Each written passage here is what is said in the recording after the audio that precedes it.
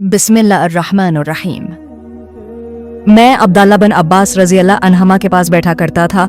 वो मुझको ख़ास अपने तख्त पर बिठाते एक दफ़ा कहने लगे कि तुम मेरे पास मुस्तक़ल तौर पर रह जाओ, मैं अपने माल में से तुम्हारा हिस्सा मुकर्रर कर दूंगा। तो मैं 2 माह तक उनकी खिदमत में रह गया।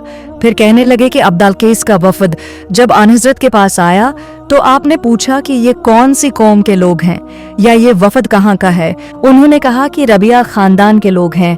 आपने फरमाया मरहबा, इस कौम को या इस वफ़द को न जलील होने वाले न शर्मिंदा होने वाले, यानी उनका आना बहुत खूब है। वो कहने लगे, ए अल्लाह के रसूल, हम आपकी खिदमत में सिर्फ इन हुर्मत वाले महीनों में आ सकते हैं क्योंकि हमारे और आपके दरमियान मुज़र के काफरों का कबीला आबाद है।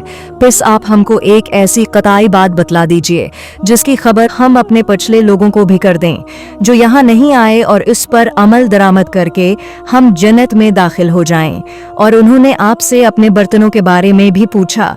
आपने उनको 4 बातों का हुक्म दिया और 4 किस्म के बर्तनों को इस्तेमाल में लाने से मना फरमाया।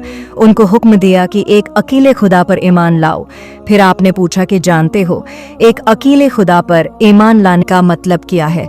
उन्होंने कहा कि अल्लाह और उसके रसूल ही को मालूम है। आपने फरमाया कि इस बात की गवाही देना कि अल्लाह के सिवा कोई माबूद नहीं, और ये कि हज़रत मोहम्मद उसके सच्चे रसूल हैं, और नमाज कायम करना और ज़क़्वा अदा करना और रमज़ान के रोज़े रखना और माल गनीमत से जो मिले उसका 5वां हिस्सा मुसलमानों के बीतुल माल में दाखिल करना।